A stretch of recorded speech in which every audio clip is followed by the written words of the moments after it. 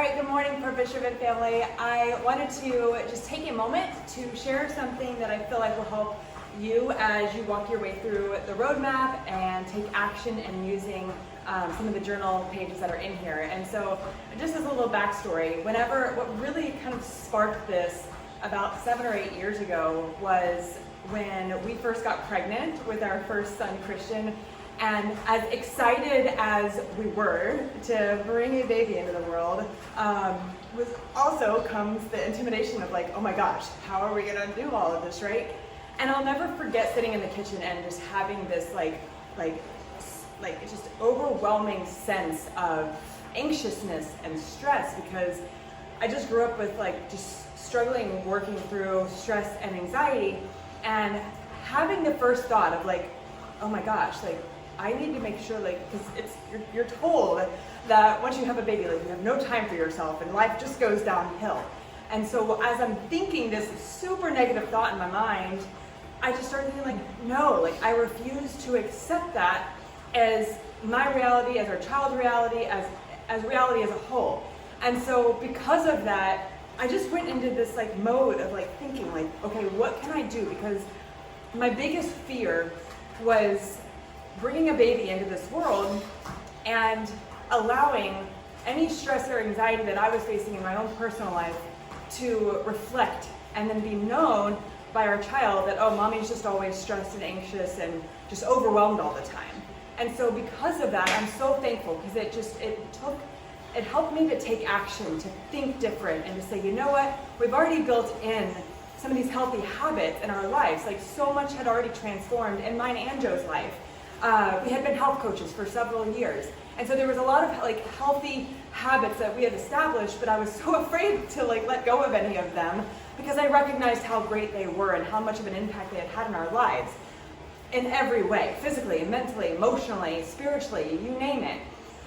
But knowing that there was going to be this new baby coming into the world, my first thought was like, how am I going to make this time for myself? How are we going to continue to grow in our marriage? How are we going to, bring this baby in the world and take care of it in the way that we know we should? And so it took me straight to the computer and I started researching, and I came across a morning routine, step by step by step, and I was like, you know what? And I remember even thinking like, how to create a morning routine. I don't even remember what led me to asking myself that and going to Google and typing that in, but I found one, and it was The Miracle Morning by Hal Elrod.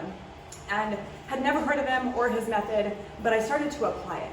And I recognized throughout the whole pregnancy that as I'm applying these steps, how much it was really helping to just give us like a go-to routine and rhythm to really simplify all the habits that we had been working on.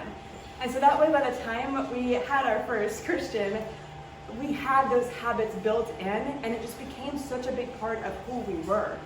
But then fast forward, we're on the road, we're traveling, Joe was doing airport construction, and so we're living out of a travel trailer, and we're pregnant with our second 6 months later. And about halfway through the pregnancy, we're at the doctor's office, and we find out that our second son had a calcium buildup in his heart.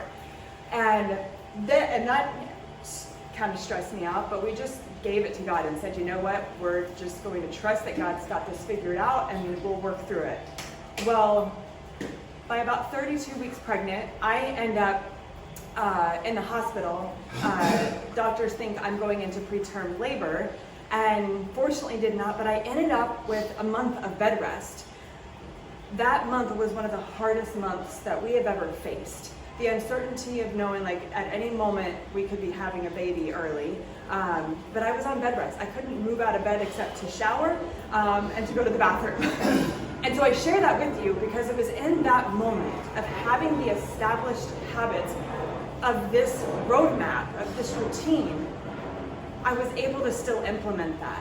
And while it looked completely different, because I couldn't exercise the way that I wanted, there was not a whole lot of ability to move, but the habits that we had instilled, the mindset work of all the personal development, all the books that we had read, and all the different meditations and leaning into God's word, like all these different things were a part of who we were. It was literally our identity. And because of that, nothing could get in the way of it. And so we realized how unbelievably important it was to establish these habits, because it was in that moment of when life got really freaking hard that we just kept waking up, we kept showing up, we kept putting in the work.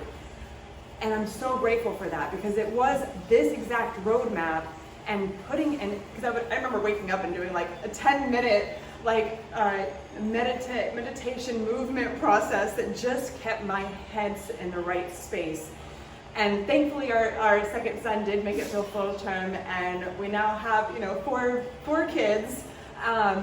It's just been amazing to see that no matter what is going on in your life, this roadmap, these steps in here can absolutely transform you in every way possible. And so the tip that I wanted to share with you, because of all of that, is this roadmap and these steps are going to look different for you based on where you are in your life. You may be able to have an hour, 2 hours a day to go through this and do all kinds of different things to help fill your spirit, to fuel your body, and to feed your mind. You may only have a few minutes to each because of whatever you might be going through. But no matter what, as you continue to go through this roadmap and you print out the pages and you commit to yourself and make a promise to yourself of what you're going to do and say, no matter what is going on in my life, I'm going to show up and do this because I am worth it, and I know I want to be the example to my kids, because ultimately we are here because we are here for a greater mission and a greater purpose than just ourselves. This is bigger than us. This is giving us the opportunity to live intentionally so we can build up and raise the next generation of leaders. And so as you go through this, if you aren't applying any of these steps on a consistent basis, I challenge and I encourage you, just take one.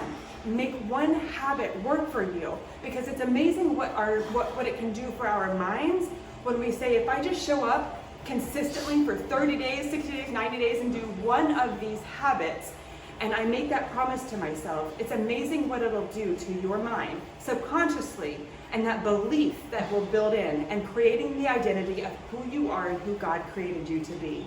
Maybe you're doing all of these three and you're just like, I just want to take it to the next level.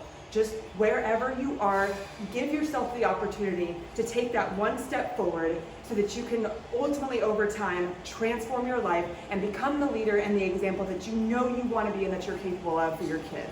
All right, so I hope this tip helps. Comment below, let us know if there's any questions that you have. But we love you, and we're going to continue to share more tips with you so that it helps you to ensure that you are not only using this roadmap daily, but that it is truly transforming your life. We love you, and we'll see you later.